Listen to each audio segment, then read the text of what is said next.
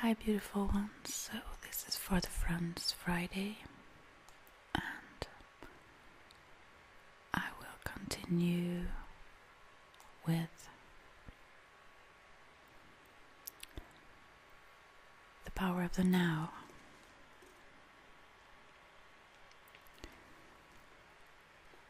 And I'm sorry for the background sounds. As I said, there are several who really make me find that the power of the now. And I guess I found the power of the now many years ago when I was having this crazy kind of crampish anxiety that just, I was so like, saying like anxiety ridden, horrible. And I didn't even know that I had thoughts that also created some of that mess. So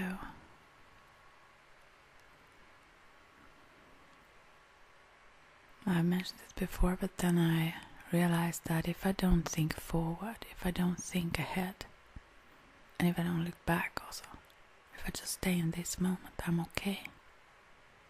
I'm okay. And the peace in that, and the beauty in that, and many people, whatever their situations are, they still never stay in that moment. They always run or chase them. And they miss out on life. They miss out on relationships, everything, If we're not aware, present in the moment, we miss out. That's just how it is. Yeah. So there is a time for planning and strategizing, maybe even, and even looking back at things that can be really important at times. It's just about the timing. That's about the timing. Much is about the timing. And yeah. I will try to make these videos maybe a little bit shorter, at least sometimes, because I think no one of you will have time even to listen to them, or maybe to one of them. Or so I think since I do them a lot now, and I have a tendency to not stop, I continue. Don't stop believing.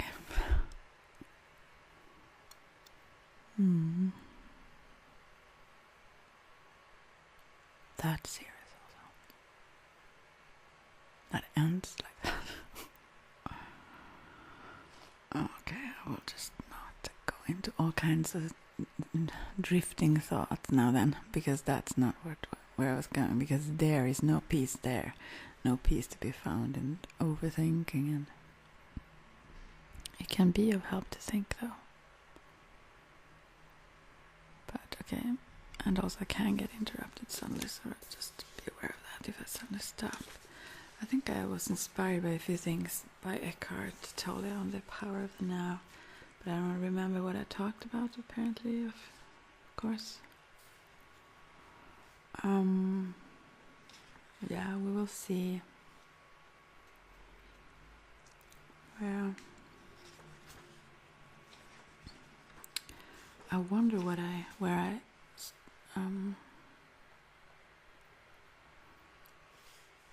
yeah, about the ego. I think I talked a little bit about that, right? Did I even?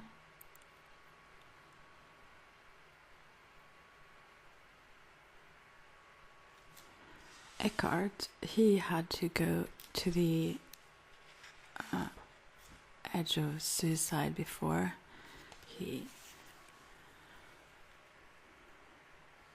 his consciousness came back, let's say.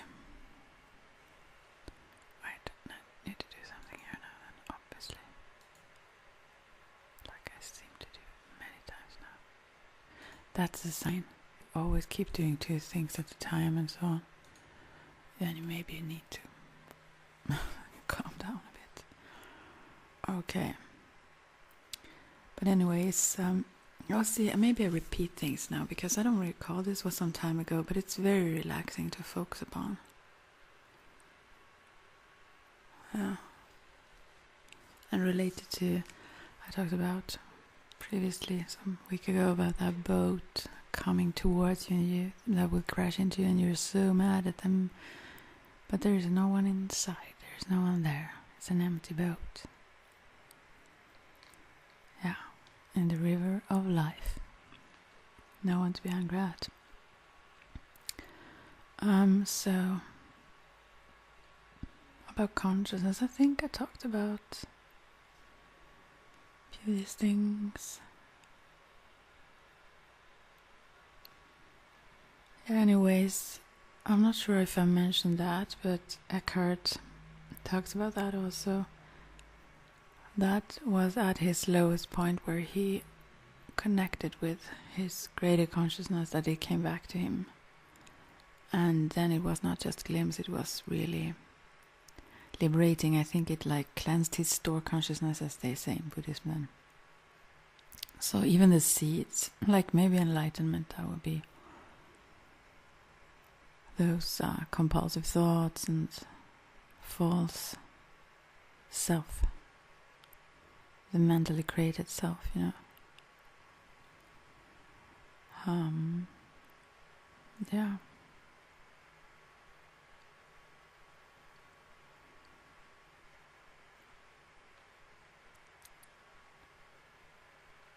So, but anyways, I will talk about the ego then for a bit, since this is something I struggle a little bit with. I sway on the Bodhisattva and the warrior. Can you be like a warrior Bodhisattva? Yeah, I think they actually are quite fierce, but with a compassionate passion. But anyways, so as I talked about also some time ago about this whole I have not been able to come to terms with that yet, and I feel that I'm not there to be able to. I mean, you shouldn't.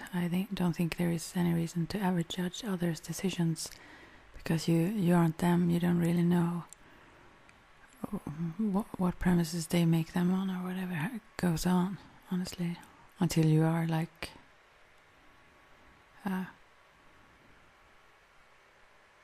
maybe from the other side, when you aren't limited in this body and ego, then maybe you can see clearer, who knows. But yeah, as someone also said, if you knew everything about everyone's like past and everyone's all kinds of things, then you wouldn't want to judge. It's because we don't know. But discern is something else. But yeah, anyways, I'm struggling with that I really don't see how that is a good thing, that you would let others' egos rule. I don't think that is a good thing, honestly. And also when it comes to I Ching, they much talk about this whole, the more power you have, you also equally more responsibility. And those who don't have that ability, maybe, or wish, I don't know, to take that responsibility on, then they should not have that power. You need to take it from them, if possible. You know, they shouldn't have it. They are not suitable for that position, let's say, at that time anyways. Because obviously that would cause harm to them and themselves and many others. So I think that to let your own ego rule the day isn't all the best. But it doesn't make it even better. I mean, it doesn't make it better to let. This is just thoughts. I'm not saying I'm right in this, because this is, as I say, a struggle. I have too much of this a kind of fierceness within. Not that I act it out. It sounds like that maybe when I talk about it sometimes, but I don't. I really never. in any kind of way. But I know it, though.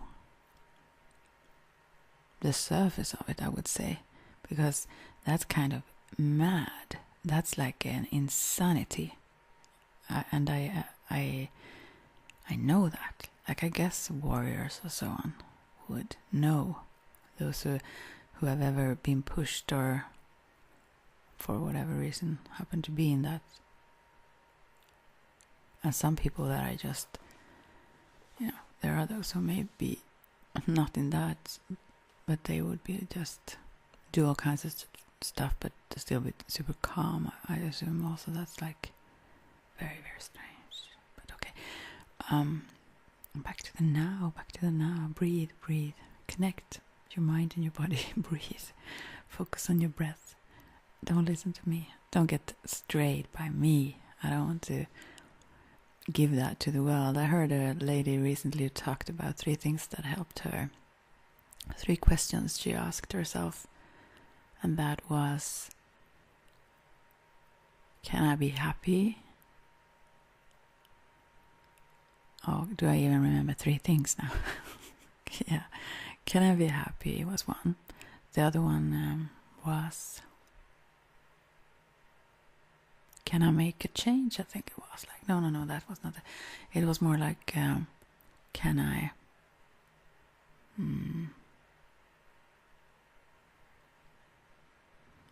It was kind of that, but more like in a positive kind of way. Or can I, bring something like good into the one? No, I gotta check these. Sorry, but anyways, the last one was, can I make positive footprints, like for others to maybe find a follower? Yeah, to walk lightly on earth, not too lightly though. Not to lift off. But anyways, never mind. Well, let's see, the ego. But the other question, I have, therefore I want to like study a little bit the ego.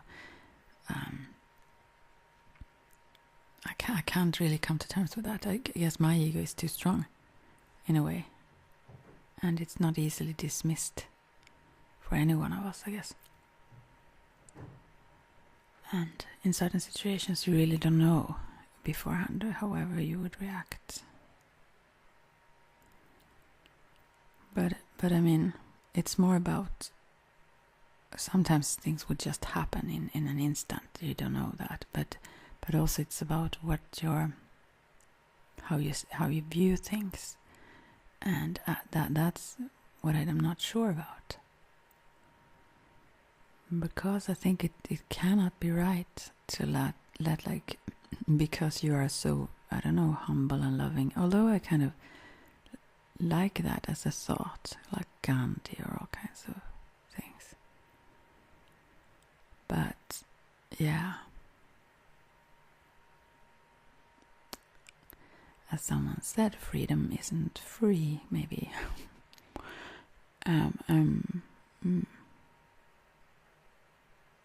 We are free because someone died for it.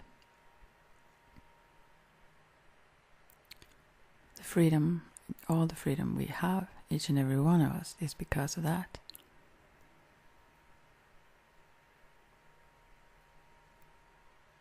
Sometimes that's easy to forget. And then you need to be ready to not only like passively die for things, you need to fight for things.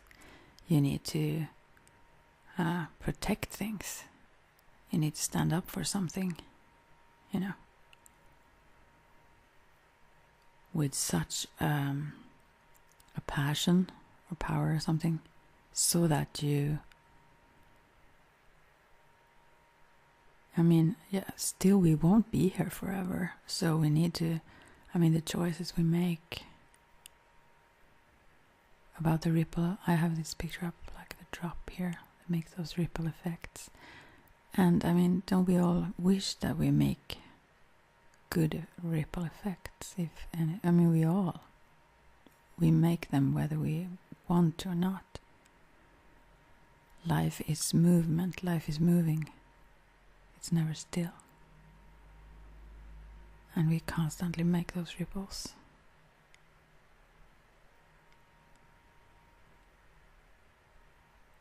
And also it's never ending. It's short, but it's never ending.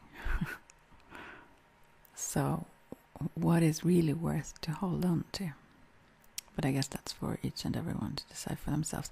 But I still struggle with it because I want to have that bodhisattvic, beautiful way of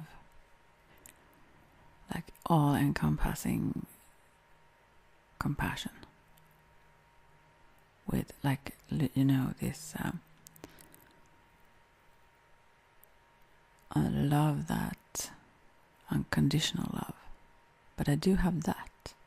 I think it doesn't have to go against each other. It doesn't have to be from out of hatred or revenge or, you know, from some ill will that you protect something. That can actually more so be from a place of love. So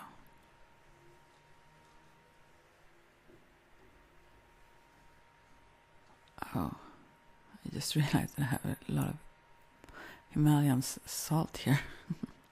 Pink salt. Yeah. Sorry. I'm just moving this mouth here. Yeah.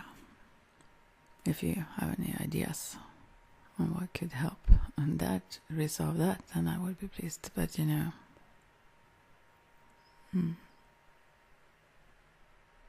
so far I'm somewhere there, wiggling, trying to decide. But I don't think it's good to, in your own self, like the strength card in the tarot and everything, I don't think it's great to let your ego rule, like, and feed that all that you have.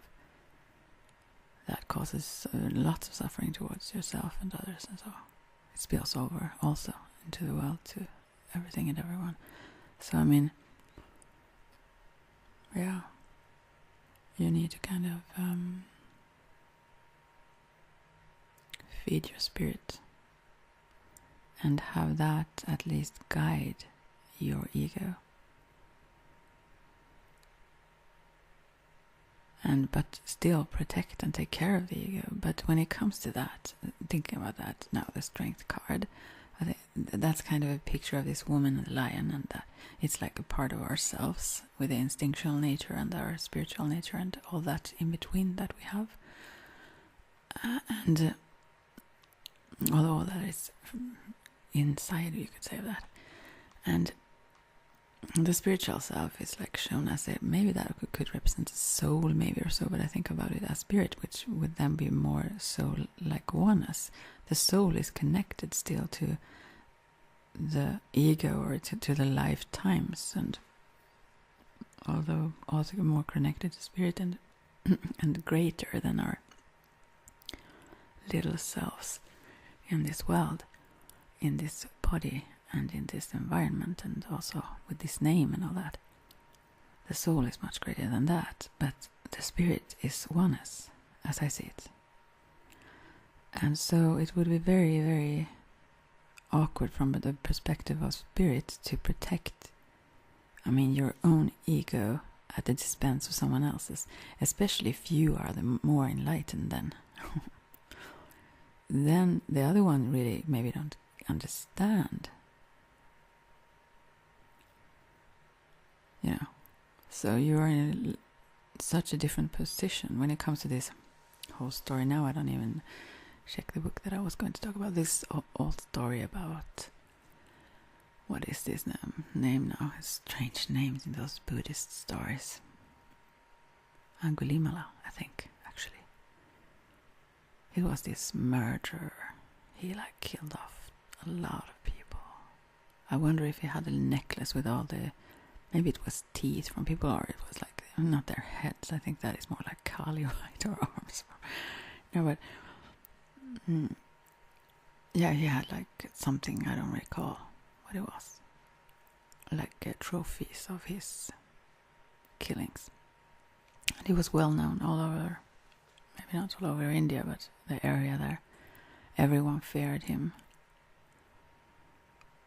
And Buddha, being Buddha, of course fearless, Also related to that, when it comes to anger and all that, they say that anger is always caused by fear. And there is something you want to protect, so you kind of fear to lose that in some sense. But I mean, sometimes I feel it's sometimes like a very an emotion that is standing there in its own right. Sometimes it feels like that, but maybe that's still true in some sense. But back to Angulimala then. He screamed and everyone ran away. People were. I mean, he didn't maybe need to scream even, but people just fled when he came. And so then Buddha, Angulimala screamed to him, "Stop!" But Buddha just kept walking.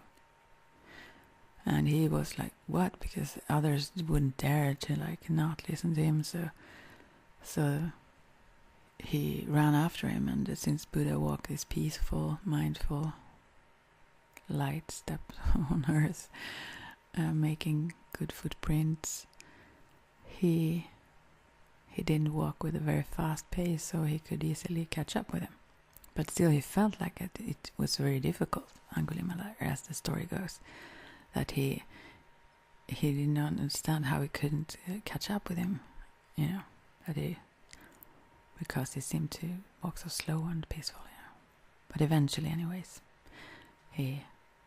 maybe it was that Buddha actually stopped eventually and turned around and said to him, and afterwards Angulimala asked, "Why are you not stopping? When I told you, I commanded you, to stop, and you didn't. Why didn't you?" And Buddha said that, "I stopped long ago. It's you who are running." He stopped all the anger, all the, suffering, continuous creating these things. So, and he said to Angulimala that he should stop too. And somehow, at that moment, Angulimala was so surprised by his peacefulness and his calm, and that he was not aggressive towards him or fearful at all. So he just decided to become a disciple, or I think he asked some questions like, how would that be? People would be afraid of me, and but Buddha said that the Sangha will protect you, the other monks and nuns and all those. They kept him secluded for a while, a little bit far further away from the other ones, to make sure that he wouldn't harm people, or that they would feel okay, those other disciples of Buddha that followed him. And so, so the story goes that after that time he could follow, as he was called, I don't recall actually, but he was very gentle, the most gentle of the monks, when he turned his life around. And there is a lot more to this story, but I forgot a lot of it. But he then was with all those monks then, and probably nuns, I don't know, also around, and all the soldiers were looking for him, for Angulimala. They were around everywhere. So Buddha asked, the king also came there, of, I don't know, the place in India, and he asked, Buddha asked him, or he was asked also if he had seen him and so on, and he asked, "Why are you looking for him?" And they said, "Well, we need to capture this one and whatnot." And then, because of this and that he'd done, but they had so many, even those who searched for him was fearful, so they were starry-eyed, and I don't know, and so many to just look for one. But then, and with shielded and with weapons and all kinds of things. And then Buddha said, but if let's say he would have chosen to turn his life around and become a monk, or choosing the path of love, yeah, you can say, the Buddhist way. What would you then do if you find him? And the king said, well, then I promise we wouldn't do anything. We would give shelter and food, and so as they did to those beggar monks and so, and help, in all those ways possible, and treat him as the other monks. And so Buddha said that, or he stepped aside, and there stood Angulimala, and the king got all white in the face and scared. Here he is, he said. But then also he told him that he had turned his life around, and apparently, according to the story, the king honored his promise then. And so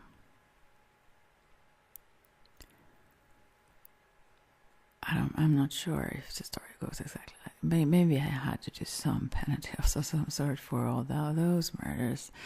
I don't know, really. But it's like kind of, I don't know why I got into it. Yeah, it's the Buddha mindset. That also being reflections of each other. This whole ego running around, chasing you, kind of. It reflects your own situation. It reflects what goes on in your world, reflects what goes on within. So we have to deal with that. We have to deal with both, probably. Yeah. And also there is a story when Thich Nhat Hanh was, he came from Vietnam, and there was this Viet Cong, and they were so fearful, and he was going to help some, I don't know, at some place where things had been burnt down, or it was something anyways, maybe flooded, I don't remember. But he was at he was going with an airplane, and sitting at a place with one other person that looks very freaked out, and he said something to him about Viet Cong. And the other one totally got so, it really watered his seeds of fear, because he instantly asked, "Are you Viet Cong?" What? Because anyone could be hidden,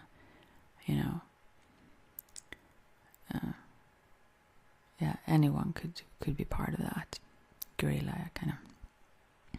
And he then Thich Nhat Hanh, my lovely monk, not mine, but yeah, he talked very peaceful and slowly and gently, and then said what he was going to go and do, and sat very quietly and still. And then the other one calmed down and realized that no, this one is not going to kill me. So sometimes our own reactions or our own fears, if he there would have been aggressive, or then maybe that would have triggered a reaction in turn as well. So, but I don't know still if that always is the most beneficial way. Or I'm kind of quite sure that it isn't. And that's the conflict I have. I wish it was. Oh, if the world was like that. And as they say this, if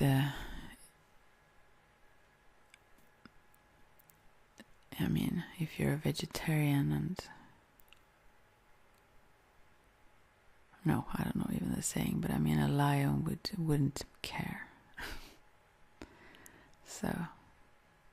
I think it's such a beautiful way of viewing life and the world and each other and everything changes. Everyone can change. And as much as we have these seeds of Buddhahood or enlightenment or all kinds of good seeds that we can water.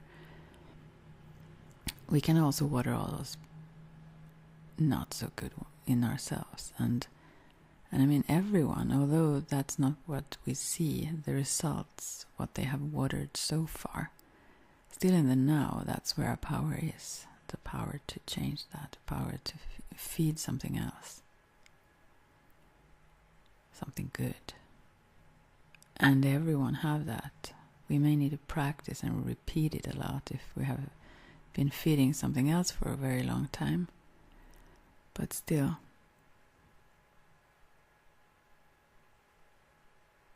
yeah.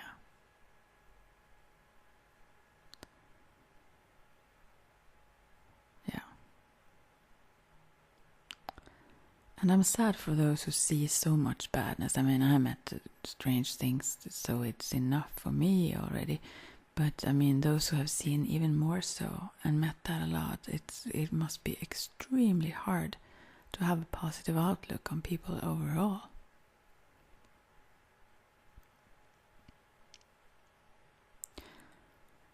Yeah. To me, it sometimes have helped that some of those not so well that have been they have been kind of too close to be able to fully dismiss. So I have just had to develop compassion somehow, or seek for some sort of understanding to make sense of anything. And so in one way I'm grateful for that. Yeah. The easiest way would be to just see things as black and white, and those are the bad ones and these are the good ones, and then and this and that. But that's probably not the best way to go about it. We are much more alike than unlike each other. Okay, I haven't even come to the ego here. Let's see what it says about the ego. Oh, they seem so complicated, so I will just drop that. I just get tired when I read it. Also, I am tired even beforehand. So, no, I won't talk about this. I will not talk about it. I refuse to talk about that. Yeah, we should just dance in ecstasy instead or something. No, but whatever. Not whatever makes you happy at the expense of like everyone or anything else, but still. In the now, make this now the best possible now you are able to. And I really wish I could. There is a strong passion within me, though, like a bubbling one, that really. I guess that's why I also felt so connected to Kuan Yin before. She hears the cries of the world, the sufferings, and protect those who cannot protect themselves, like children and so on. And that extreme compassion that is like impossible to even grasp, that I was so drawn to that. And also that whole, it's kind of this reflective surface that is not going to meddle in it and then change things much or be active like that. She is this peaceful presence, a very protective but very, very peaceful and non-judgmental and so strong. You cannot make her budge, or is that even the right word? But she's just there with you. She won't leave. She won't change. She's just there. And listens. She really listens. So, whatever you feel, she really, really listens. And that transforms things. Her reflectiveness, her presence and receptiveness and love transforms these things. But she's not active in it's like it's naturally happen when you seek her out.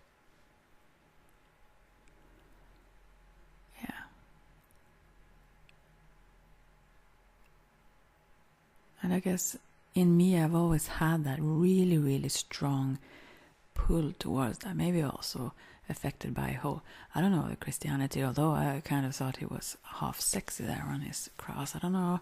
I mean, why do they think about this if that would have been like a woman?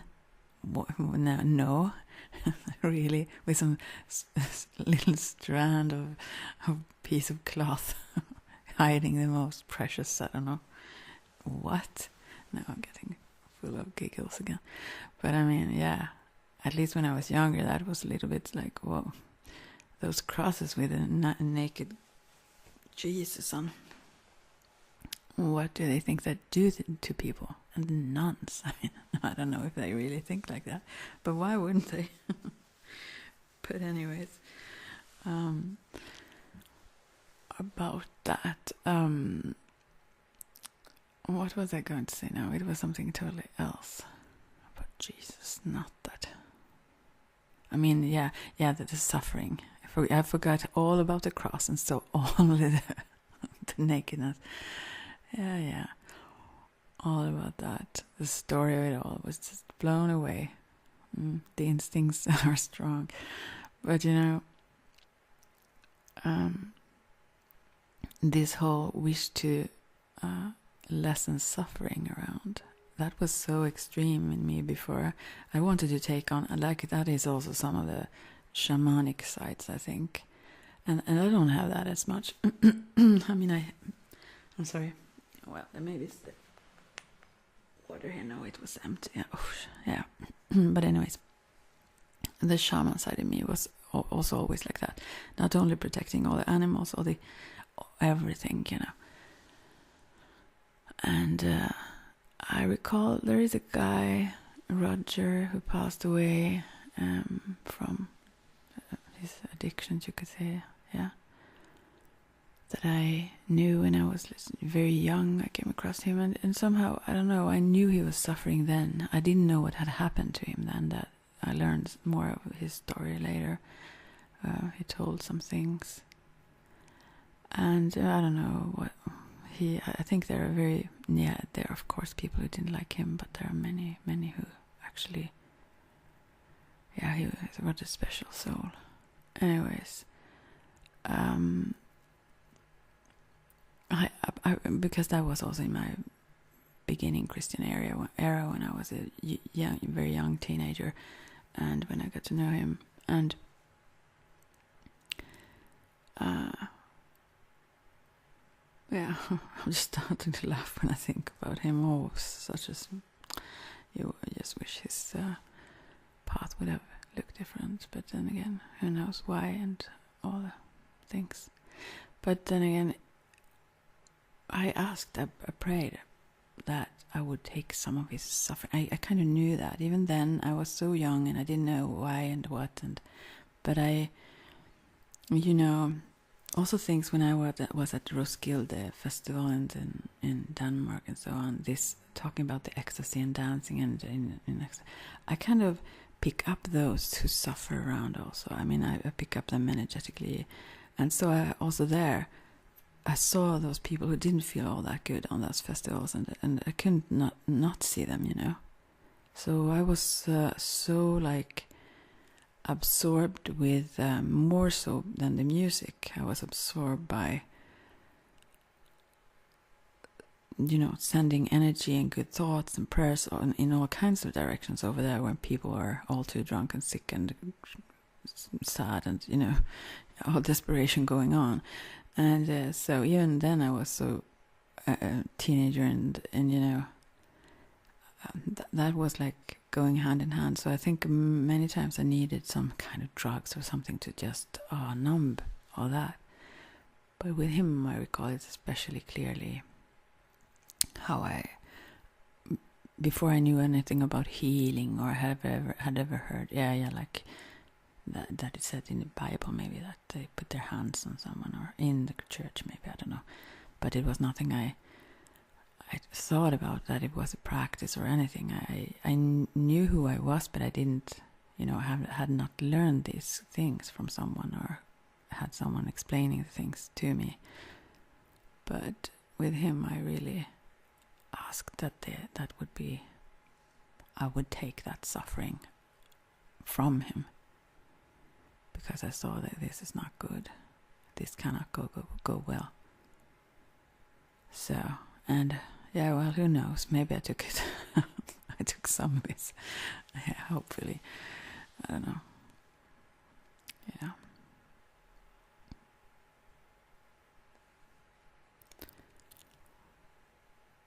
And he's the only spirit that actually took my arm or pushed me when I wasn't. Usually I don't feel them or so when I'm out walking or doing things like that.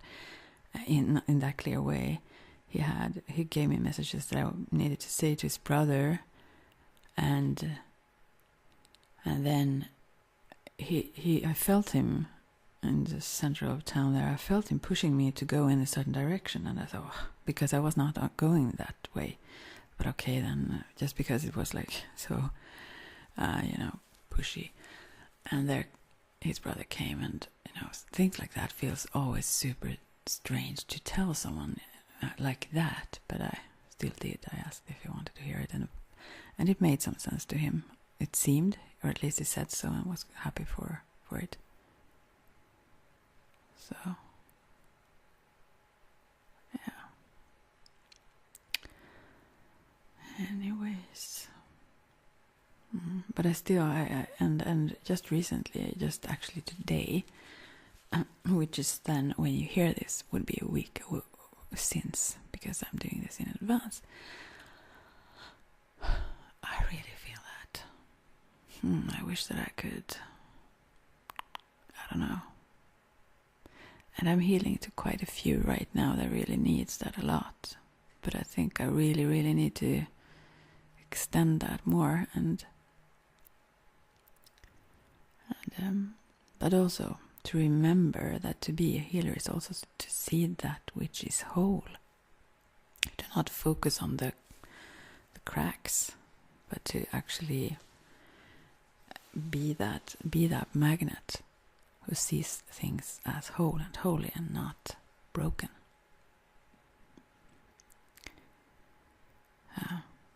To bring those energies together again. Yeah, I need to stop talking right now and do that instead, actually. Yeah. And I know I've talked a little bit strangely lately. It have been a little bit, not much, but I mean it have been, I don't know exactly how to describe it, but I hope you're fine. I'm fine, and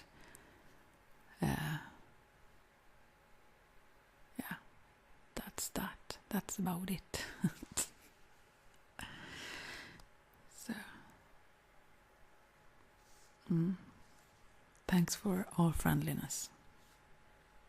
Really, I appreciate it so much more than you can think. And some of you who are out there whom I have no clue who you are, like also you who do videos, and just tiny sweet words, and just you don't even know the impact that can have sometimes. The ripples. We really can heal each other. So, okay. I want to change the words, because sometimes it feels like you have exhausted the words. Like when I say much love, it feels like just a phrase, not that it's something in the words, I don't know what to say then. Emptiness is full of all kinds of words, so that's the best, maybe.